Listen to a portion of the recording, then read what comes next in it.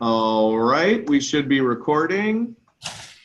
And let me share my screen.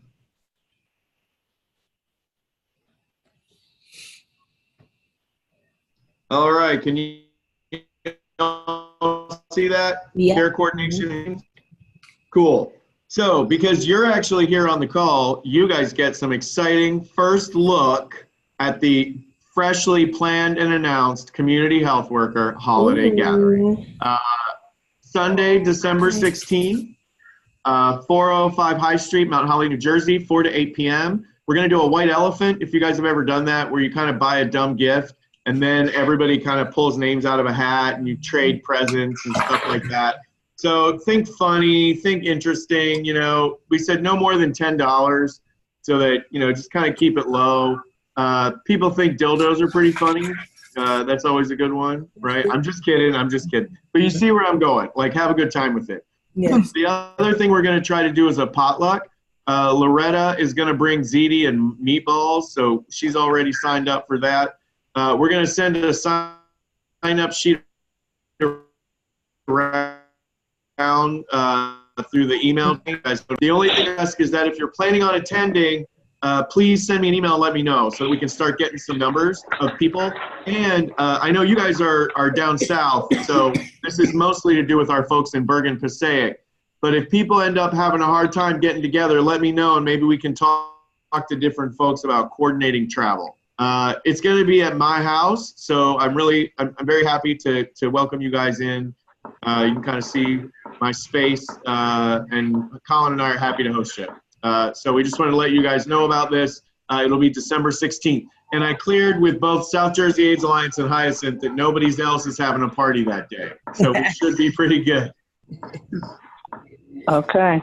Okay. Are you there, Sonia? Yeah, I had to come in through my phone, so I'm sorry for the delay. Oh, no worries. I just want to make sure you're there. So did you hear this Yeah. stuff? We're going to have a holiday party December 16th. Yes. Awesome. Okay, so what I'm going to do is I want to start with a little bit of a review of where we ended off last week, because it sets us up to talk about the deeper dive related to care coordination. So most of you have heard of a patient-centered medical home, but for those of you who may not be familiar with it, the patient-centered medical home, also you'll hear it referred to as PCMH. It's a model of care that was sort of pushed in the United States starting around 2008, 2009.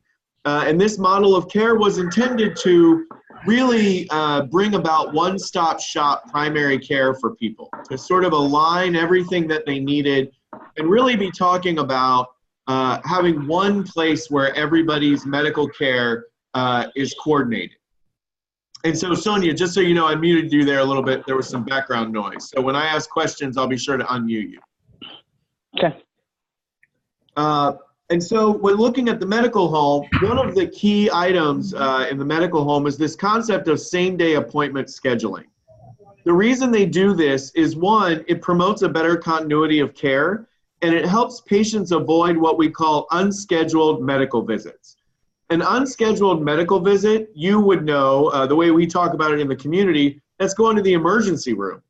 So when you hear people in medicine talk about unscheduled care, that's just a big fancy word for they went to the emergency room, which we know can cost a lot more money. And people living with HIV use emergency rooms a lot for things that their primary care doctor could most likely be managing.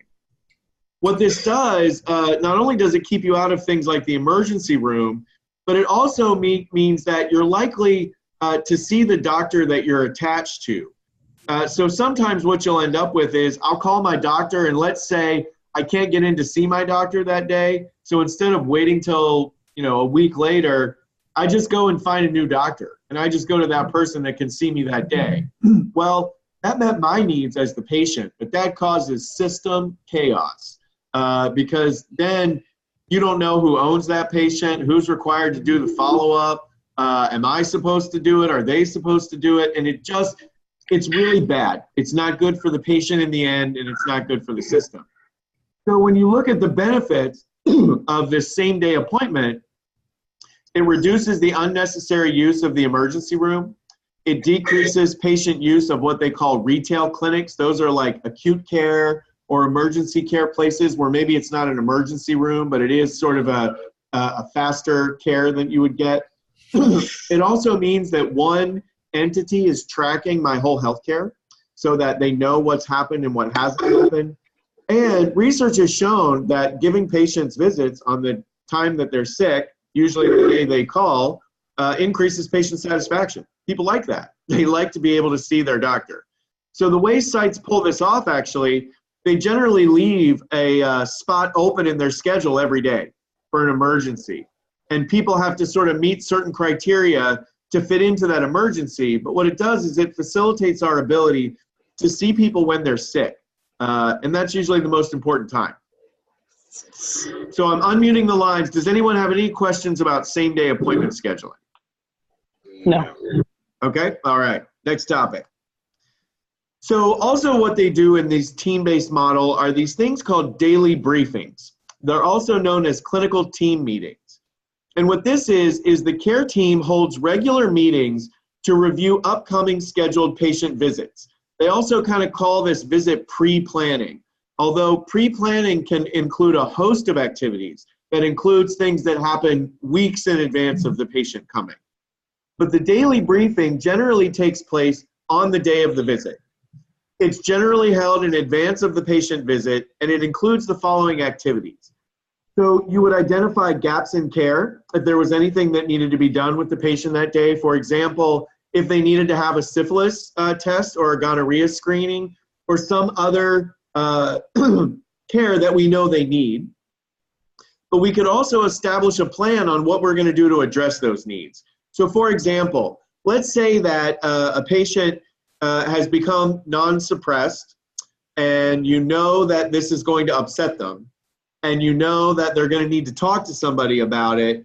So you plan for that. You don't wait for it to happen. You talk about, okay, how are we going to work with, Mrs. Johnson?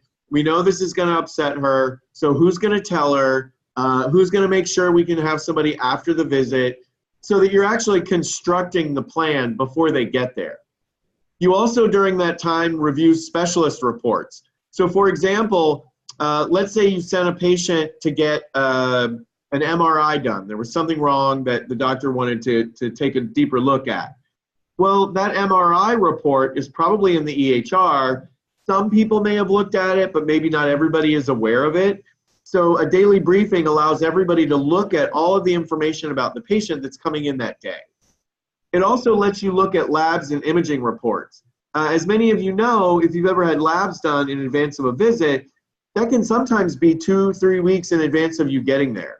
So those numbers are sitting there, but this is an opportunity for the team to review those numbers together so that everybody is aware when they walk in. So nobody is kind of like taken by surprise by anything. The biggest benefit of this is you really maximize the patient visit. You can get a lot done when you plan for it. It's this meandering, nobody knows what's happening moments that can eat up your 15 minutes very quickly. But if you're really thinking about how you're going to organize that day, this can be a great way to save time. The other thing you can do in a daily briefing is you can look at the schedule. And let's say you've got Johnny, I'm always late, who's scheduled for 9 a.m. And you know that Johnny is not going to come at 9 a.m. He never comes at 9 a.m. So the team can look at the schedule and say, okay, so we've got Linda who's coming at 9:30. She's always here early. Let's just slide Linda in at 9. Let's get her going, get her out of here early, and then we'll just move through our day until Johnny shows up, and then we'll just slide him in because that's how we're going to have to work with him anyway. So that gives you the chance to change things on the fly that day based on how you know patients work. Or let's say a patient calls and says, oh, I'm running an hour late. My kid, something happened with them. I'm going to have to reschedule. If you could say, well, you know what? Why don't you just go ahead and come in around 11? We've already had somebody show up late. I think we're going to be able to get people through. So you can meet their need in the moment. When you guys come and do your clinical preceptorship, you're going to actually attend 2 of these briefings so that you can be part of that conversation. And what you'll see is during the briefing, often the community health worker will report out what they've been doing with the patient. So that during the briefing, the doctor may ask, how is so-and-so doing? And that's when the community health worker would step in and say, oh, well, actually they're doing really well. Or, I went to see them and they kind of seem pretty down. You might want to check in about this. All of that's going to come out during the daily briefing. So that's a really great opportunity for CHWs to sort of drop in your lens on the patient or the client, because that's when people are discussing them. Any questions about daily briefings or team meetings? Nope. Good? Okay. Next, there's this idea of population health management. Now, population health management could take us a whole week to explain. So I just want to put that out there. We are going to talk about it in a very high-level way. All population health management is allows us to look at specific groups of patients who either have similar conditions or similar needs. And what we do is we look at them as a group of people. So for example, if we just looked at HIV data, we would see that in Ryan White clinics, 85, sometimes up to 90% of the people are virally suppressed. If we just looked at it that way, we would say, great, this is awesome. But let's say we want to look at a population, a specific community of people, for example, youth. Well, when I look at just youth, my viral load suppression rate sometimes drops to the low 70s, high 60%. Well, that's significantly different than the total population, which is around 85 to 90%. So by looking at youth as its own population, it allows me to manage their health in a different way. I might give them a different service. I might change my hours so that it meets the times they're more likely to come to care. I may change my provider to someone who's more youth-friendly or that the youth have a better relationship with. So population health management is about, one, identifying those populations, then two, managing those populations in a new or different way, to three, improve their outcomes. And so these are the kind of steps in population health management. Again, 36,000 feet, very high level. First, you define the population. So for example, we could define a population such as transgender women of color. Then we would identify the care gaps. Care gaps could be things such as the lack of hormone replacement therapy. It could be the lack of culturally responsive care. It could be the lack of hours at a clinic that meets their needs as trans women who may have specific job pattern flows that don't fit the 9-to-5 schedule. So then you would look at stratifying the risk, and you're like, okay, well, of all these things that make them different, what puts them at risk for poorer health? Because that's really what we want to look at. So we identify the gaps, then we stratify them by what's going to affect people. Then we go out and we engage our providers and our patients. And we say to our providers, hey, we want you to take some extra steps when dealing with this group of people, and here's why. And with patients, you want to say, hey, we're going to do some extra things for you because it's going to help you get better outcomes. Then the fifth step is you manage the care. You do all of the things you talked about. And then lastly, you measure your outcomes. So did the things we did actually make people's healthcare better? And if they didn't, then we don't do those things. But if they did, then maybe we want to look at those things we did and do more of those things, because maybe that was the thing that worked well. And then you go back to the beginning and kind of cycle through over and over again. So population health management is in many ways a process by which we identify where to do quality improvement projects, because we'll see where the population is not doing well. Any questions about that? Thank you for explaining that. No worries. So then when you're looking at enhanced care plan development, this is another hallmark of patient-centered medical homes. This is taking the care plan and putting it on steroids, but putting them on the steroids they always should have had. So first of all, enhanced care plans are about providing patients with a written or electronic copy of their care plan and their treatment goals. So actually putting it in my hand what is it I'm supposed to do? And how do I go about doing this thing? It used to be care plans were just locked inside an electronic health record. And before electronic health records, they were locked inside a patient's chart. Nobody ever saw those things. Those were very clinical facing. They were they were written for doctors. So it's not that they weren't thinking about us. They were thinking only of us. But it wasn't a care plan that was built with us. It was built for us. Another part of an enhanced care plan is that it really looks at what are the education tools and resources that a patient needs to achieve the things that you just told them to do. So an enhanced care plan comes with it, not only the objectives, but the agency through resources to achieve those objectives. So that if I'm telling somebody they need to manage their glucose, well, how's that going to happen? Do they have glucose strips? Do they have a glucometer? Do they have access to continually getting glucose strips? Do they know how to read a glucometer? Can they tell when their sugar is low and high?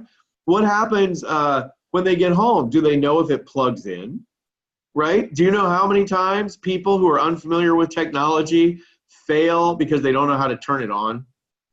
Right? Especially if they're homeless and, you know, and storing it and things of that nature. Totally, right? I mean, not even to mention if there's actual barriers, right? Like this is just Joe Schmo American can't even figure out how to turn on the old pacemaker, right? So when you look at this, a care plan is going to think about those things and it's going to include them. So when you guys as CHWs, you know, Travis, when we were looking at your notes, think about this. All of the activities you're asking your clients to do, have you given them the resources they need to do them? So like, for example, Travis and I were talking before we began about someone who was unemployed and they gave them a list of resources to go out and apply for jobs. Well, my first question was, do they know how to do this? Have they applied for a job successfully in the past? Have we seen them apply for a job? Do they know how to fill out an application? These are all steps that we have to think about because it's really privileged to give somebody a list and say, go apply for a job. Because that's not how everybody learned, you know? I mean, I'll be completely honest.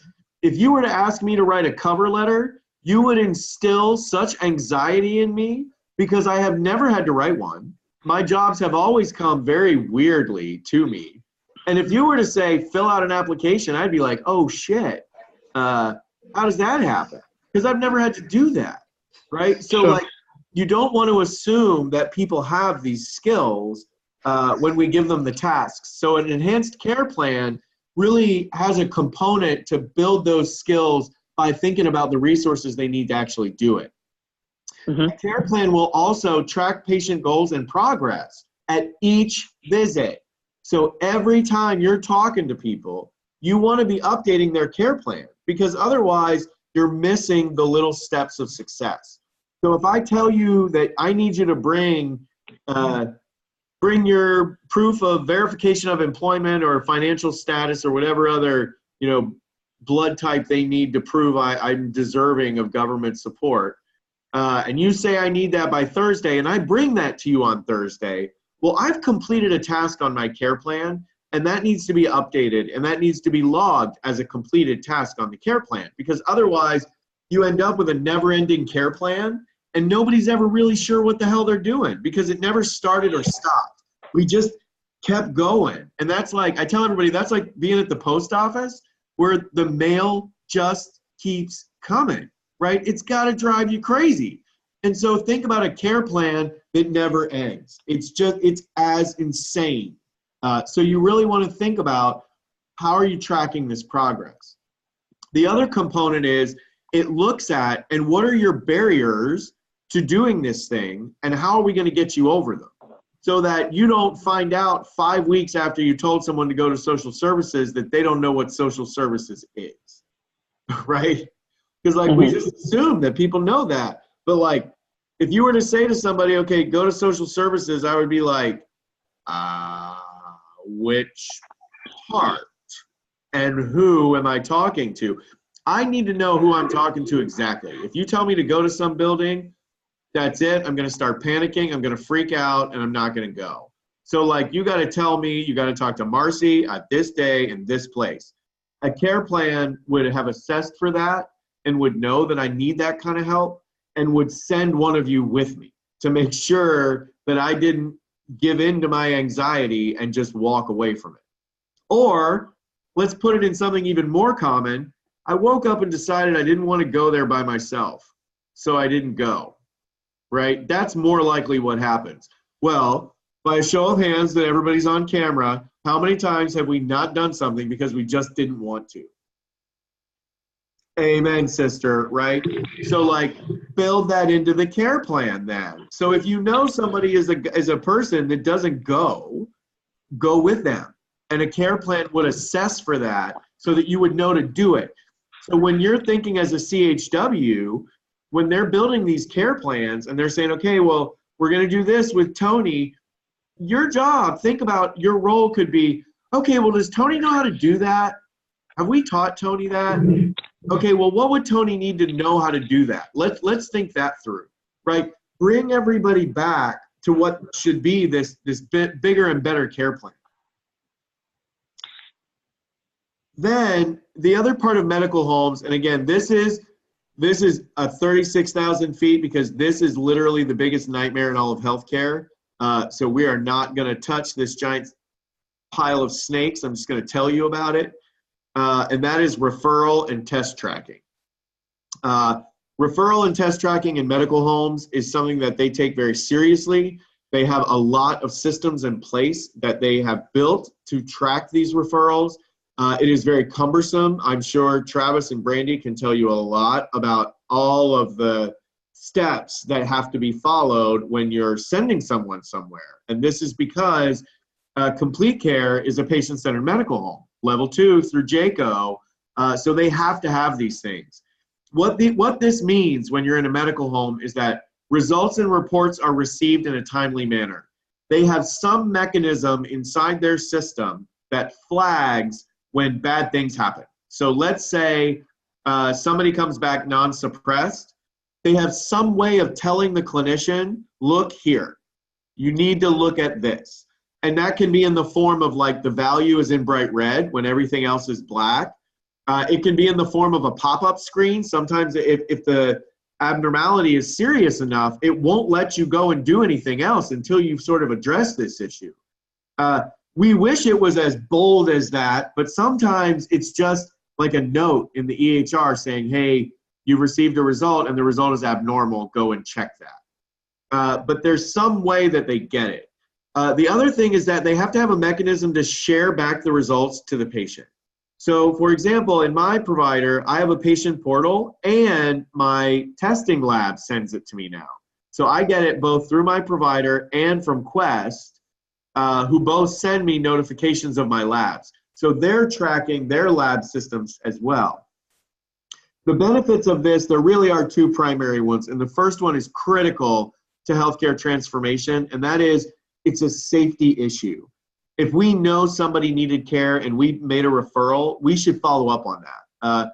There's a really great article that was in the New Yorker about 6 years ago that talked about how much money it cost a patient to track their own referrals, and that we had cost shifted to patients and clients a significant amount of what healthcare should have done, both financially and process.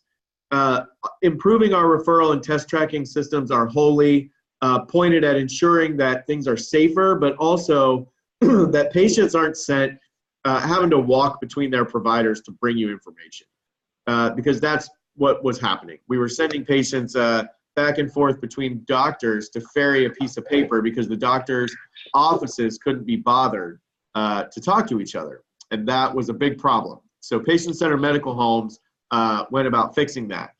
The other thing that this referral and test tracking does is it prevents lost results. So if we're tracking everything, we know when we didn't get it, and that's the critical piece.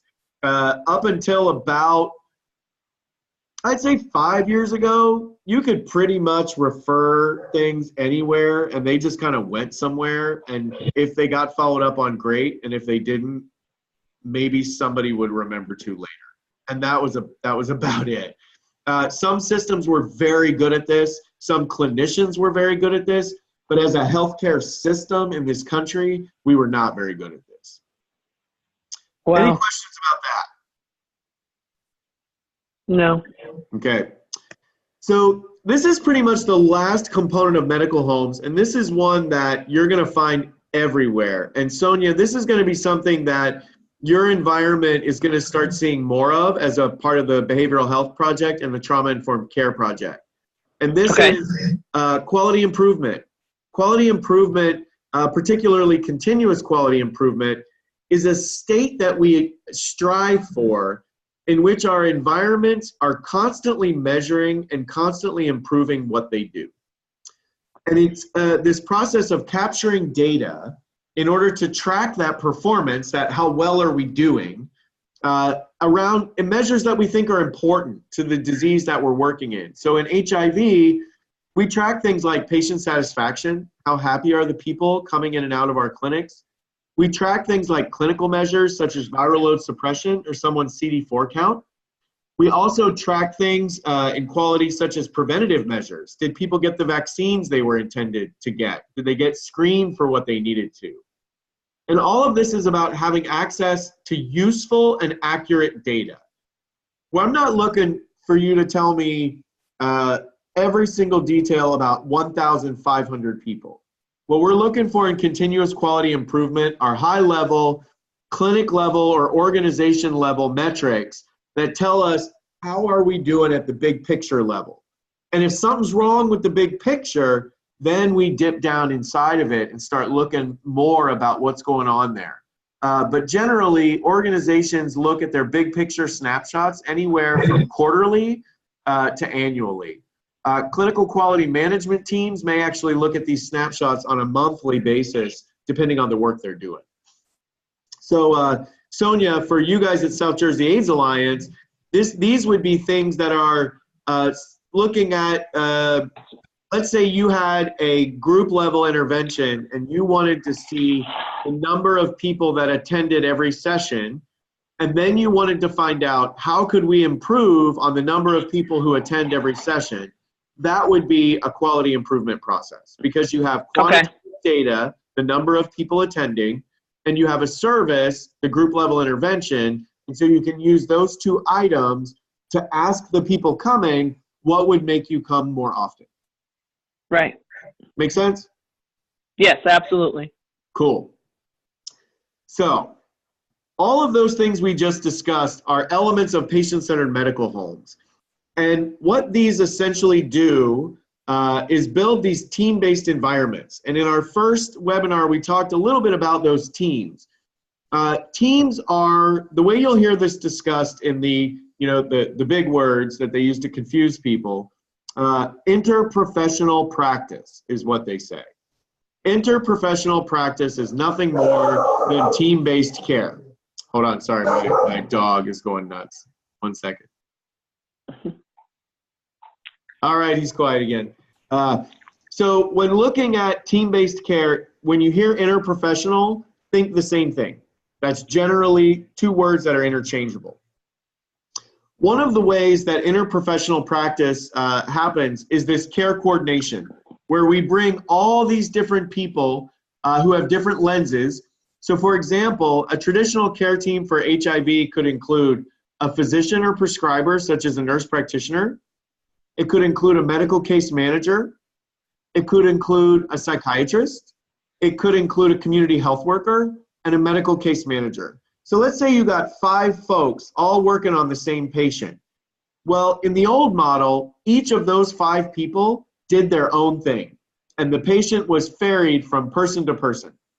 Now, those 5 people gather before the patient comes, coordinate everything, and then come to the patient as a team of people. One of the ways they do that is through that daily briefing that I talked about a little bit earlier. So what I want to do now, because you're going to see one of these briefings, I'm going to crack it open and show you guys how this happens so that when you're in the briefing, you'll know the process that they're going through. So, a daily briefing and a huddle. Care coordination, as I said, is comprised of some components. They have briefings, debriefings, and huddles. During briefings and debriefings, they use things called scrub sheets to perform an activity called case conferencing, which often has a behavioral focus and results in an integrated care plan. Make sense? Yep. Awesome. So let's look at the briefing, debriefings, and huddles. Briefings are a way that we ensure today's work happens today. That is a big thing in medical homes. Today's work today, no rework, which means if I know I got to do it, I do it before I leave that day. And if I've already done it, don't do it again, right? So today's work today, no rework. So by sitting down with the team, nobody's going to rework because you're all there together, and nobody's going to miss anything because you can talk about what needs to happen. So no rework is created because you're doing today's work that day by identifying it in the briefing. At the end of the clinic session, so let's think about how your day will flow. You guys will arrive on site for the briefing, which will happen at 8:30. At 9 o'clock, patients will begin arriving. So 6 patients will be seen between 9 a.m. and noon, meaning during that briefing, you'll discuss 6 patients. At the end of that session, you'll debrief. The debriefing is a way that you bring the team back together and they say, okay, were there any referrals made? Were there any recommendations that we need to follow up on? If so, everybody assigns those tasks right there so that you don't wait, right? I don't want to wait another 5 hours to give a referral. I want to do it right then so I don't forget. So let's say you've got your briefing and your debriefing. Well, let's say during the time those 6 patients are there, something happens. Let's say one of the patients comes in and says, oh, and by the way, I tried to kill myself last week. That's some pretty critical information that is pertinent to the care of that patient, and people need to know, and they need to know sooner rather than later.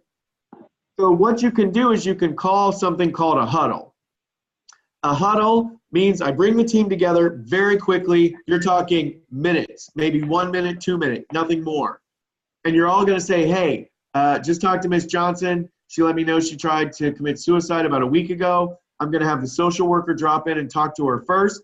Doctor, if you could go and see the next patient, we're going to need you to circle back. And everybody says, okay, do we understand the plan of attack? Great. And then the team separates again. So it's a way you can like call the team together quickly if you need to. So think about it just the same way like a football game, right? Like you're going to huddle up. You need to talk about what you're about to do in the next play. But you already know what game you're playing. You've done your briefing. And at the end of the game, you're going to do your debriefing. How do we do? But during the game, you can call these huddles as a way.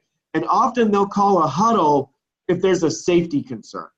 So if something is going wrong, they'll bring people together. Make sense? Yeah. Cool. So when you look at a briefing, they're generally held in advance of that scheduled clinic day, right? So I said it'll happen in the morning at 8:30 before the 9 to 12 clinic, and then it'll happen again at 12:30 before the 1 to 4 clinic. In the briefing, you can identify what care needs to be delivered, what tasks need to be completed, and how to organize that patient visit. So like, if you know you got a lot of screenings to get done and the MA is going to take an extra 5 minutes, it's probably good for the prescriber to know that so they can spend another 5 minutes with the person they were just with, right? If they don't know that, now you've got a prescriber waiting outside a room while the MA is still doing screening. So a briefing can help you organize that stuff. Briefings should not be any more than 15 to 30 minutes. If you go deeper than 30 minutes, you're talking too deep about the patient, and that should have been researched in advance. You want a 36,000 feet view. I want to know, are there screenings? Were they hospitalized? Are there any emergent medical concerns? Does case management need anything? And that's it. And we shouldn't need to discuss it. It should be like a list of things so that each person on the team says XYZ, XYZ, XYZ, and then we go, okay, how are we going to get this all done? Awesome. Everybody know what to do? Great. Team goes out again. The debriefing is the opposite of the briefing. Instead of discussing what you're going to do, you discussed what you did do. So think about this as closing the loop. My site likes to skip this, I'll be honest, and other sites do too. I think it's a mistake when they skip this step. It is a really great opportunity to ensure accountability by assigning everything immediately so that everyone knows who's supposed to do what. And nobody can walk away saying, oh, I thought she was going to do it, or oh, I thought he was going to do it. Well, no, we knew what the tasks were because we gave them out. So let's assign them now. That way, if you have a free clinic afternoon, you can start doing that work today because you know it needs to be done, rather than you getting a referral at 4:15 that you could have followed up on at 1 o'clock and maybe had that patient in that day if you had had the time to know to bring them in. As I said, the huddles, these are quick. And when I say quick, I mean quick. If it takes more than 3 minutes, it's not a huddle, that's a discussion, and you gotta talk about that later. Huddles are, as I said, focused on safety concerns, a care need or priority that's identified that didn't come up in the briefing, a check-in after a challenging encounter. So you could go in and let's say you thought it was gonna be easy street and you got into it with the patient and it was like, oh my God, like Travis, the person you were talking about before. You tell somebody you don't have housing anymore, they freak out. Suddenly you want to let everybody's got to know this because now you've got a crisis that's potentially building right there. You should also feel comfortable calling a huddle if you don't know what you're doing. So if you're in there and it's like, I'm not sure, 1 second, huddle up, get the answer, and then break back out into the patient room. Anyone should feel comfortable calling a huddle. Anyone. This should not be something that you think only doctors or only prescribers can do. Anybody can call a huddle. Now, a scrub sheet, this is a tool that is used to help guide the discussions during the daily briefing.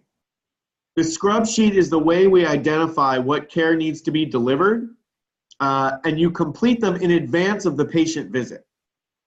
So, here's an example.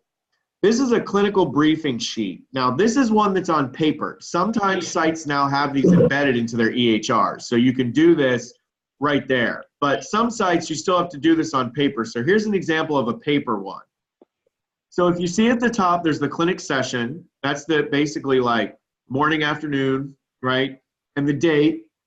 Then you see in the first box, you got the name. So who's coming in? And you put date of birth because that's a safety check to make sure we're talking about the right person. Then they say, when was the last time we saw them and what medication are they on for their HIV? Then the next box relates to pertinent HIV information. So we want to know CD4 count, viral load. Then the next box, these are the labs that are generally needed for HIV care. Gonorrhea and chlamydia, syphilis, rectal gonorrhea, lipids, TB, vitamin D, and DEXA scan for folks over 50. So those are all laboratory tests. The next boxes you'll see are the screenings. So this is cervical cancer screening, right? Pap smear. But see how it says result and colposcopy? This is because we want to know what was the result and was it followed up on, because that's the important piece of information.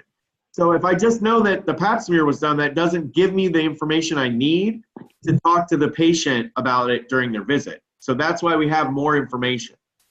Was an anal pap done, mammogram, colonoscopy, DEXA scan? Then you see we've got tobacco, alcohol, drugs, sexual history, depression, and oral health. Then you'll see we gave hepatitis its own box because it gets a little complicated. So we wanted to know Hep A, then we wanted to look at hepatitis B, surface antigen, surface antibody, Hep C, so that we could figure out where they were in that treatment. Then the last two boxes are the immunizations. You know, have these folks gotten what they needed, and the dates there are the dates they got them. Now this is to be completed by the nurse, right? So this is an RN level person filling the sheet out. If you look beneath it, this is a sheet that's utilized by someone who's like an LCSW. So this could be like the medical case manager, for example. So same situation, we've got the patient name and the date of birth. Then we've got what potential services are they in. So this is behavior change, right? So they want to know what stage of change are they in, how confident are they in the change they're making, how ready are they to make this change. And are there any interventions being conducted? Then in the following boxes, you'll see these are 4 specific screenings. Now, if you notice, up on the clinical sheet, we still have these screenings because the nurse needs to know, were they done? Yes, no. But see how there's no more information? That's because it's not the nurse who should be putting her eyes on that. It's the social worker. That's their lens of care. So when we look at mental health, look at what's there. Now I want to know, were they screened? What diagnosis were they given? Are they in treatment? Were they referred? And were they linked? Same thing for alcohol, drugs, and then looking at their sexual history. Are they sexually active? Are they in a monogamous relationship? Is their partner have a known status? And is risk reduction needed? Now you could see where you walk into a meeting and they say, okay, let's review James Martin. Then you start going through, you look over and go, okay, nurse, anything we got to worry about? And she looks at her sheet and she says, yeah, we got to make sure he gets a syphilis screen. For some reason that didn't happen last week. And I think we need to update his sexual history. And they say, great, social worker, are you on it? And she says, yeah, he couldn't make that RPR visit, so I'll remind him this time. And it is time for his sexual history update, so I'll set a time for him to come and meet us. See how that's all decided right there? It's all done, right? Like you know what you're doing. But you bring this information in, so you got to do this before they come. If you try to sit down and do this at 7:30 the day of, it's not going to happen, right? These sheets are generally completed about a week in advance of the patient coming, so that you're working on next week's for the following week. Does that make sense? You just never want to get stuck in this day-to-day thing. And then during your briefings, what happens is, let's say you can't talk about something that's too deep, right? Because in a briefing, you're supposed to be 36,000 feet. But what these teams do is they come together for things called case conferences. Case conferences are usually a monthly process that supports a more enhanced care plan development for really challenging situations or patients. This is when you might bring in some other people. For example, Sonia, just so you know, Complete Care is doing a monthly case conference where they have experts in motivational interviewing who are helping them walk through some of their cases. So this is an opportunity to bring in experts outside of the field who might be experts in what your problem is. And so they can come and help. What you can do is set a case conferencing schedule in advance of those meetings so that, let's say the social worker is having a challenge and she or he wants to add a patient to the case conference list, they can put that patient on the list and bring them forward. It allows the team to discuss the patient generally for about 15 minutes a patient. So it's a deeper dive than what you get in a briefing. And everything has to drive to actionable steps. So we're going to talk about this patient, but at the end of the day, what are we going to do? Because if we don't come up with an actionable step, then we need to take it to the next level, which is we got to deep dive this patient. And that means we bring the doctor in, we bring the full care team, and we probably sit down for about an hour to figure out what's happening because the patient warrants that kind of care. Okay. One of the other things that you'll see a lot in these medical homes now, especially too, is this focus on behavioral health. I will tell you, even though I lead the Behavioral Health Integration Project in New Jersey, I kind of feel a certain way about the word behavioral health. It makes me, what's the word? It doesn't feel good to be told you have bad behavior. So I want us to be careful when using the word behavioral health around clients because I don't think it's often heard the way we say it. But what I do want you to understand about the behavioral focus is that most of the barriers to HIV care suppression are related to a behavior. They are either not adhering to their medication or they are not adhering to their medical visits. Those are behaviors. There are conditions, there are social determinants, there are lots of factors that lead people to make the decisions they do, to engage in the behavior or not. By keeping a behavioral focus, it keeps you hyper-focused on those things that are going to yield the outcome. So while it may suck that Rosie's life is terrible, if Rosie is coming to care and Rosie is taking her medication, I may not be able to fix Rosie's life, right? So why am I going to spin my wheels helping her when she's already getting the outcome? But let's say we've got Johnny, and Johnny is a mess, and he is just got a lot of shit going on, and no matter what, he just can't seem to get it together. Well, I can't fix the fact that Johnny doesn't have a job. I can't fix the fact that Johnny dropped out of school when he was 13. I can't fix the fact that he has a felony. We can work on those things over time, but it's not going to fix it right now. So what I focus on is, in spite of all of these things, how am I going to get you into the behavior of coming to your medical visits and taking your medication? By focusing on those behaviors, by being razor sharp there, you can really keep your eyes on the actionable things. So if you look down here, you see it's called PCC Case Review. This is a scrub sheet, a tool that helps people look at clients by thinking about what behavior are you trying to get them to adopt. So for example, if we were to work through this sheet, you could put the patient down. Let's say the patient is Ron Adams, and Ron Adams is not currently taking his medication consistently. So the behavior that you would be working on is maintaining adherence to their medication. You would speak to him about the barriers and say, well, okay, Ron, what's going on here? And so then using motivational interviewing and other techniques, you would identify, one, does Ron know whether not taking his medication is a problem? Because if Ron doesn't know this, then he's likely in pre-contemplation, meaning he's unaware that the behavior he's engaging in is a negative behavior. But let's say we find out that Ron is aware and he's thinking about how important it is for him to take his medication, but he's not quite there yet. Then Ron would be in contemplation because he's thinking about it. But let's say Ron is like, yeah, man, I have a hard time taking it, but I want to. I know how important it is. Do you have any ideas to help me? Well, that sounds like Ron's ready to take some action. So he's probably in preparation. And then once he's prepared, he's probably taking action. And then he's got to maintain that behavior so that it becomes a habit. Or 3 months later, he could stop taking it.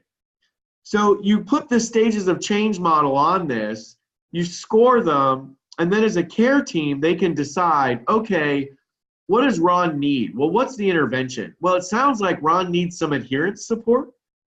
So the recommendation I would make would be a referral for Ron to go talk to the CHW about some strategies to better support his adherence. Does that make sense to y'all? Yes.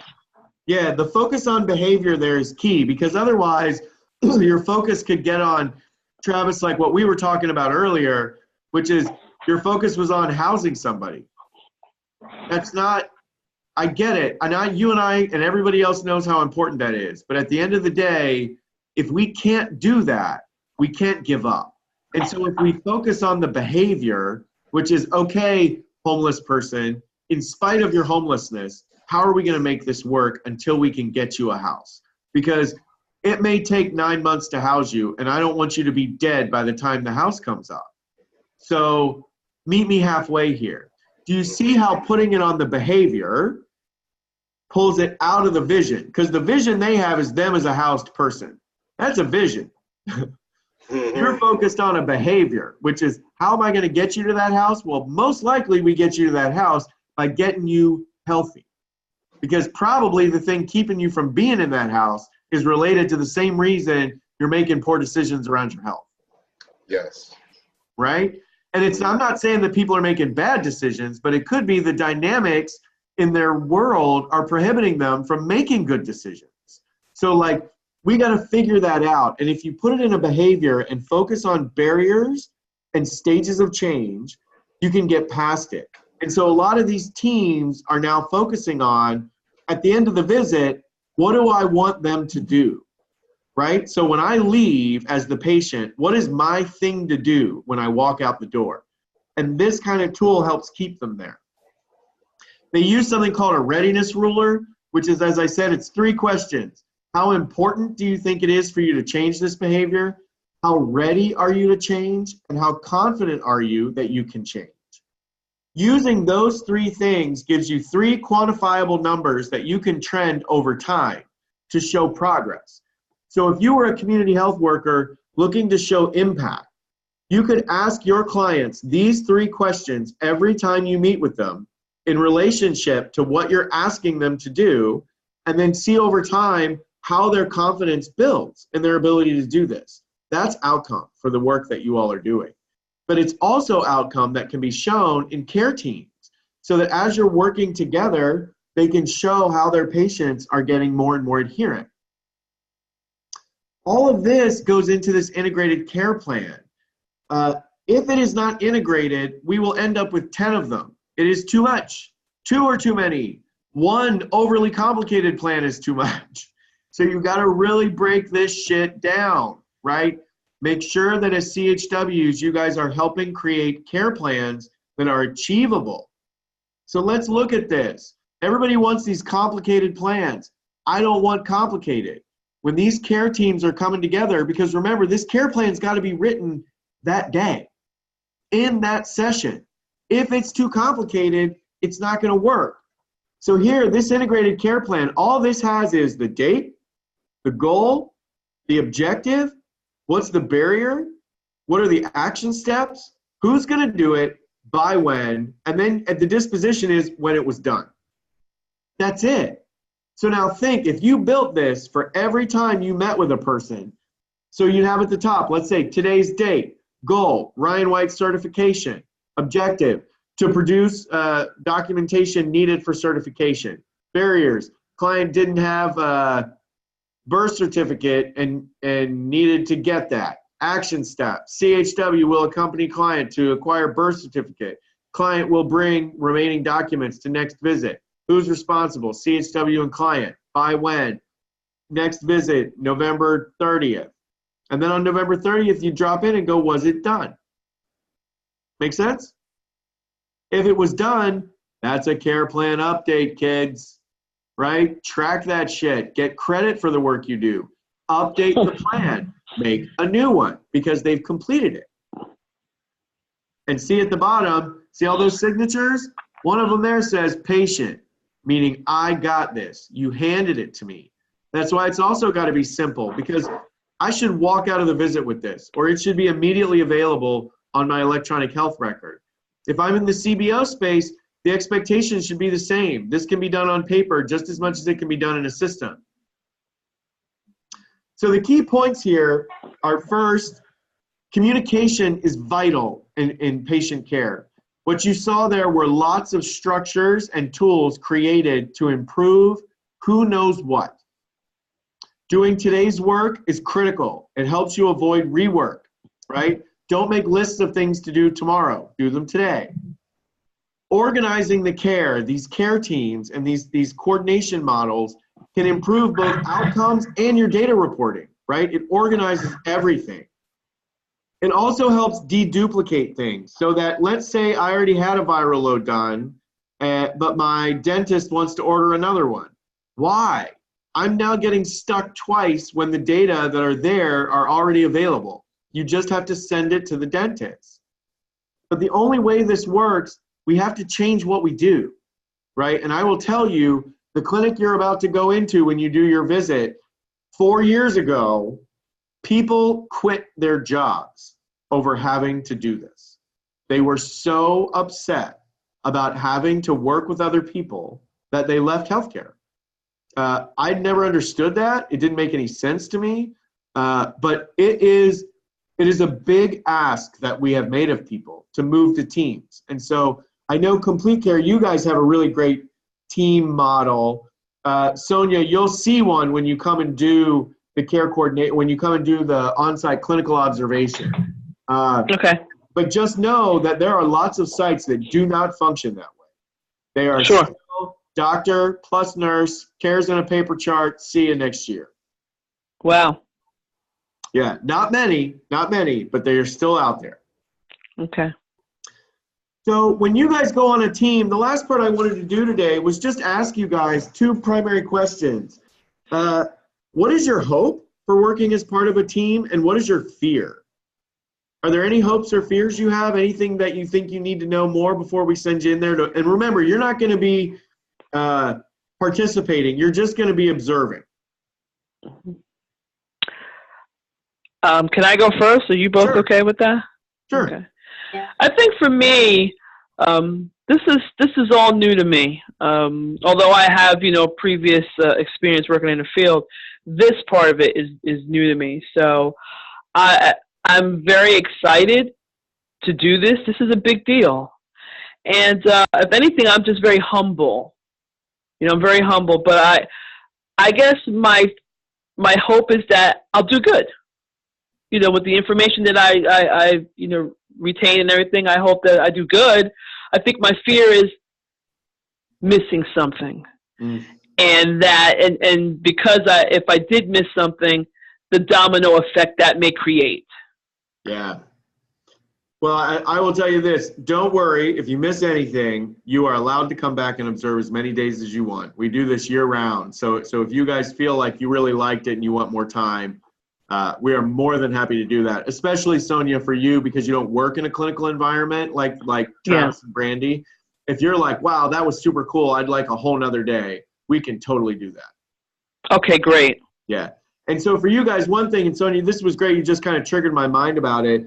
Just to frame it for you guys, this is really an opportunity for you to see the other side, right? To walk through that environment. So Travis and Brandy, this will expand what you already know. And Sonia, this will be an introduction for you so that when you are helping clients go to visits, you've had that experience. You know what it's like. Yes. Yeah.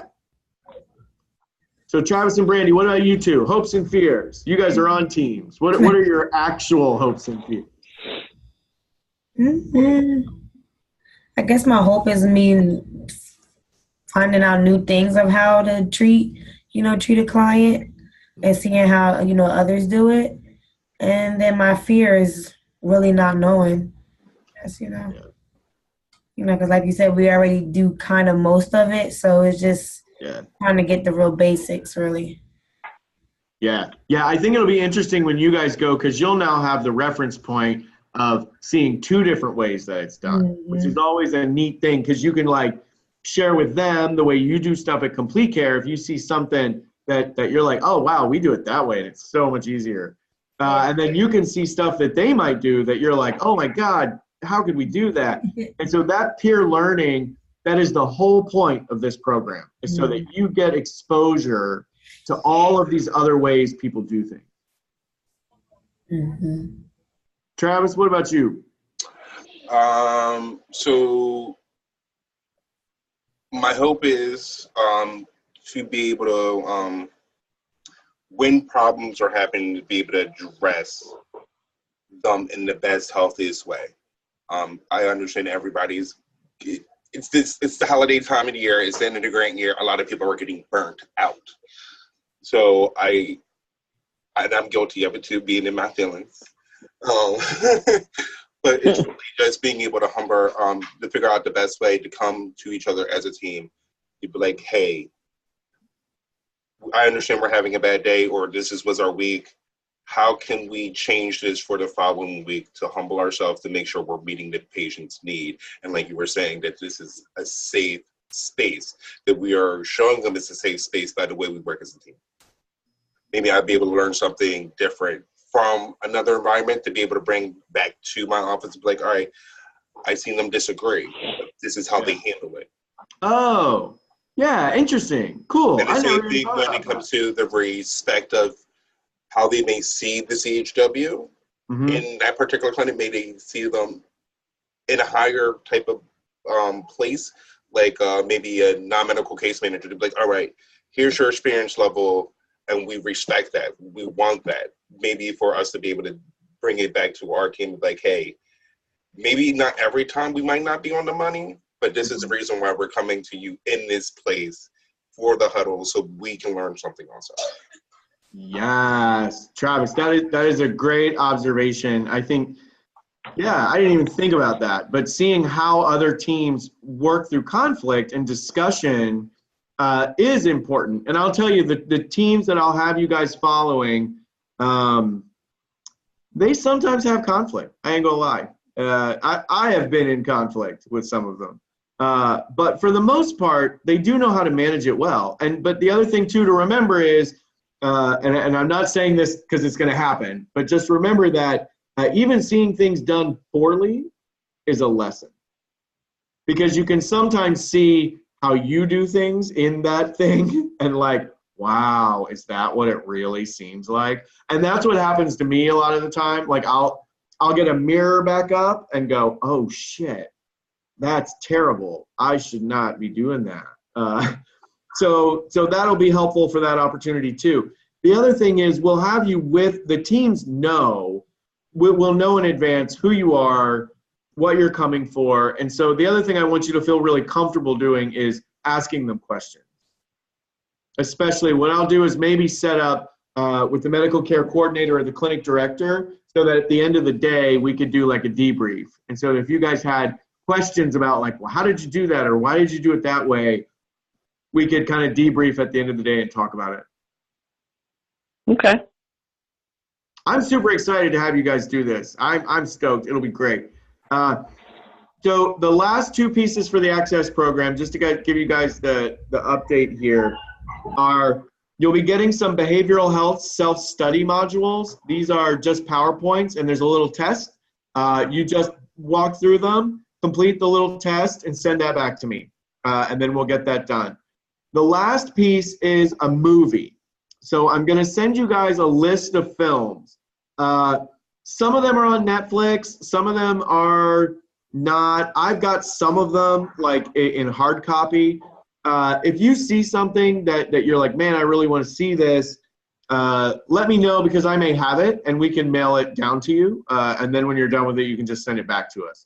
But it's pretty much a list of the HIV movies. And what the goal is that, you know, we talk a lot about the clinical care. We talk a lot about history as it's told from the government. But I think these films tell history as it's told from the community. And I want you guys to see that history too. But there are a couple of them, and you can pick any one of them. You don't have to watch all of them. But it's like Life Support with Queen Latifah. That's the actual story of an outreach worker in New York City. And The Band Played On, which is like a big, long movie. Philadelphia, right? Local. But also things like the Dallas Buyers Club that looks at the early days when they had the drug, the sort of black market, HIV or opportunistic infections, drug lines. So if there's a movie that's not on there that you think should have been, that I missed it for some reason, let me know, because this is a component I do with all my preceptorships is I have them watch this film. And then we'll have, once everyone's watched their movies, we'll have one final call where we'll bring everyone together and we'll just kind of talk about what we watched. So it'll be more like just a chat than an education thing. Greg and Christine will be reaching out to you all to schedule your clinical observations. They need to, you have to do a total of 8 hours. So you got to be here a whole day. Now that can happen half days in either space, or we could do the whole day all at once. It'll just depend on how the schedules work. Any questions? No. Nope. Okay, last section. Hold on. Don't go nowhere yet. Any last chance questions or comments? No, good. No, I don't think so. So the other thing too is we'll be sending you an evaluation form that'll follow this. It's for the webinar series, both of them together, so you only have to complete one. I'm not sure whether that's coming in paper or a link. They changed our evaluation system, and I will be completely honest that I don't understand it yet. So I don't know what I will be sending you. It may be a piece of paper.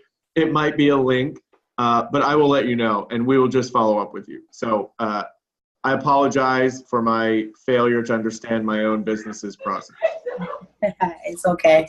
And so with that, I will say we have completed the first part of the Access program. We've got this recording up. So again, I'll load this up to YouTube. So just remember the first one's there and this one is there as well. So if there's anything from here that you want to revisit, or any of the tools that I went over that you thought might be helpful for your own work, just reach out to me and let me know, and I'm happy to put those out to you. Okay. And Adam, on YouTube, is it just under, what would it be under? I can send you the link. Okay. Okay, good. Yeah, I'll forward out the link once I have it up to everybody. Okay. Cool. All right. Well, thank you guys. Happy holidays. Thank you. Happy Thanksgiving. Thank you.